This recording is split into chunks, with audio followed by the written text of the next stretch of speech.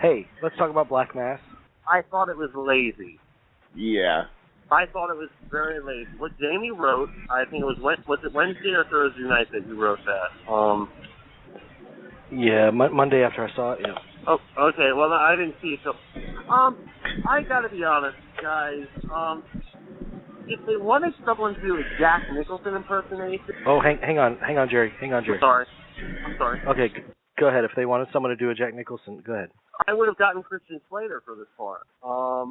Because I feel like for the first half of the movie, that's what I'm watching. I'm watching someone try to do Jack Nicholson from The Departed.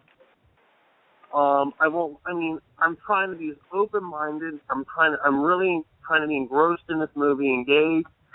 It doesn't work. There's something very lazy about the movie. I really want to like it because I know everyone's giving like Johnny Depp all these accolades. You know, it's his first great role in so long, and I'm not. I won't lie to you. I'm not feeling it. I'm not feeling it at all. During this movie feels like it's not only The Departed that you have to compare it to. You have to also compare it to all the the Friends of Eddie Coyle, and it fails miserably in that test. It really does. Even not comparing it to anything, it fails on its own merits. Yeah. I mean, it fails.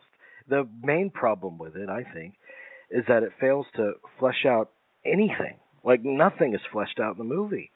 They're just plot points. You have no idea. I mean, you'll learn.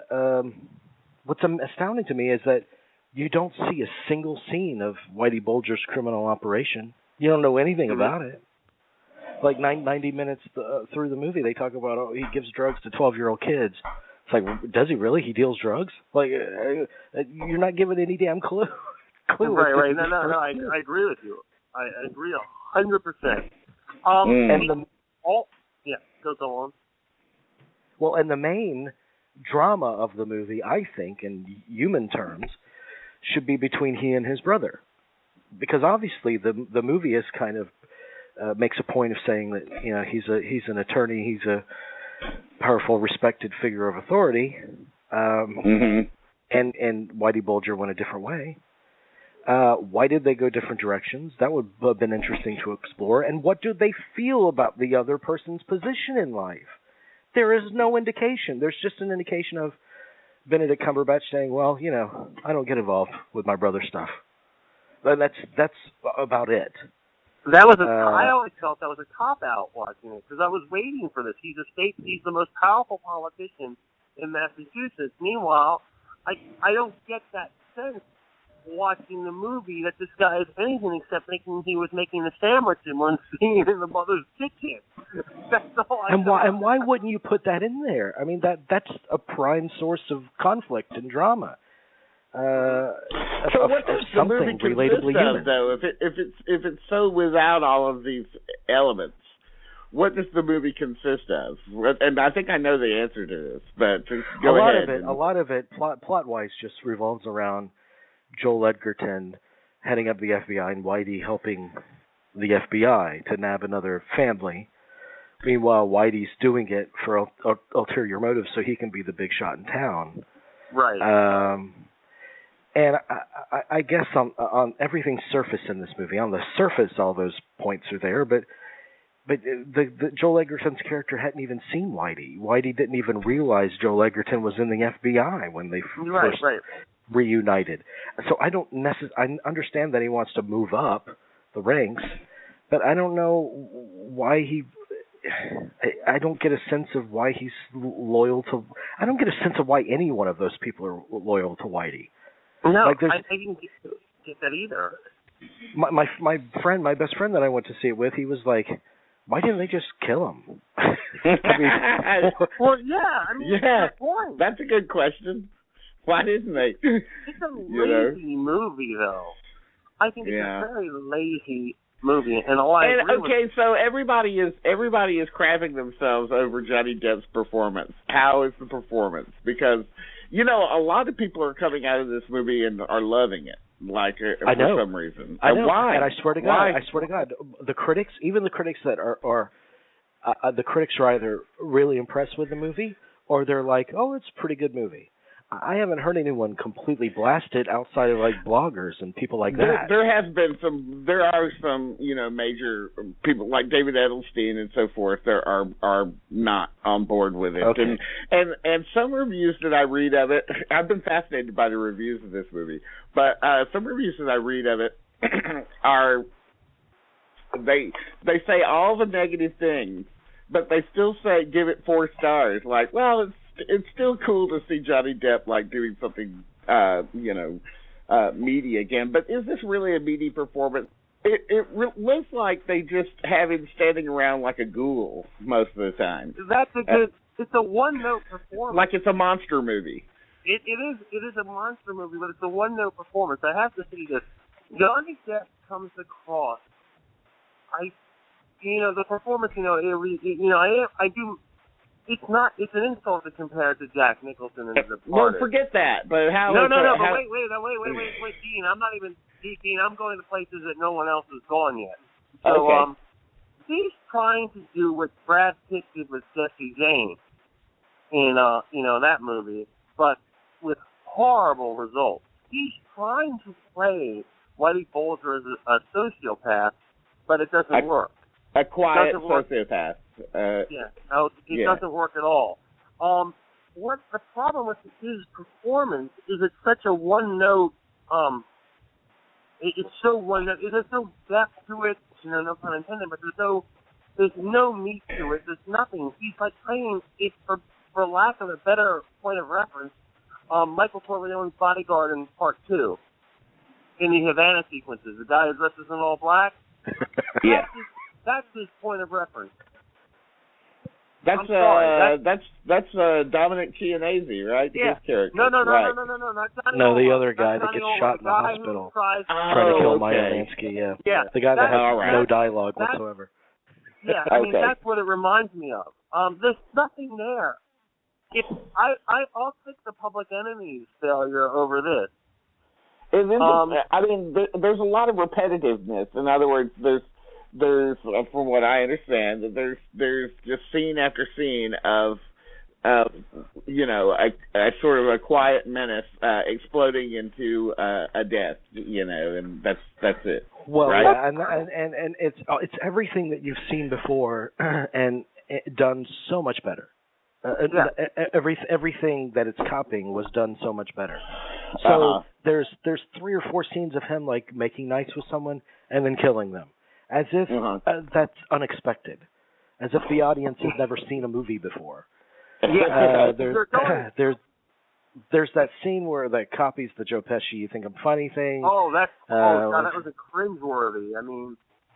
Yeah. And if the Joe Pesci scene hadn't existed, that would be probably be an effective scene. All right, so do I win my $20? He's not going to be nominated for. No, I think he's still in the running.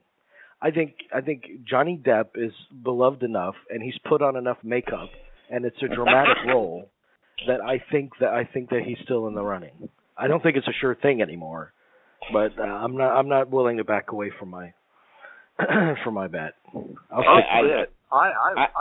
I'd be shocked if he gets nominated for this. Golden Globe is a sure thing, but Oscar. Oh yeah, because they want him there at the ceremony. If they nominate him for The Tourist, they'll nominate him for this. Exactly. But it's not that Johnny Depp is bad. It's just he's not. He doesn't have anything. There's nothing there. The role isn't written very well. And we're used to Johnny Depp giving all these quirks to characters. That's actually what this character is missing. This character is missing some specificity in terms of his behavior, and there's nothing like that. I wish, and the movie itself is dead. The movie itself is so solemn, and so you have no idea why these people live the life that they do, because there's fucking no enjoyment from it whatsoever. It's nobody cracks a smile throughout the entire movie, right? I have to say something about Joe Egerton's performance. I was raving about him, about his movie The Gift last month, And this one, you're just like, he looks like a frat boy in the movie, and acts like one. I mean, it's just like, dude, just shut up. Yeah, he's written like a real dummy, really. Oh, and for me, like the performance that had the most energy in it was Peter Sarsgaard, and he's on the screen maybe like 5-6 minutes. He's the best thing about Pawn Sacrifice too. Yeah. So he's pulling in his good work. He's always an underrated actor. I always enjoy watching him. So. And he's got a big old penis. If you watch Kinsey. What? No, that's true. Yes, you're right. No, oh my God. Thank you, Dave. Thank you for backing me up on that. Wow. When it comes to members, I'm an expert. But I was not expecting to hear that sentence today. Right. And the closing where Whitey Bulger has to like skip town because the FBI is closed again, and he calls his brother. This is a point my friend brought up, and it's playing this sad, tragic music. It's like, well, where's that music coming from? Like, how is that music earned? Are we supposed to be moved by him having to skip town? Like, it's done nothing to work towards building any kind of chemistry between the two brothers. So, no. Well, that's the thing. That's what you brought up. That is the thing. When I'm watching that movie, you're just like, wait a second. This should have been this.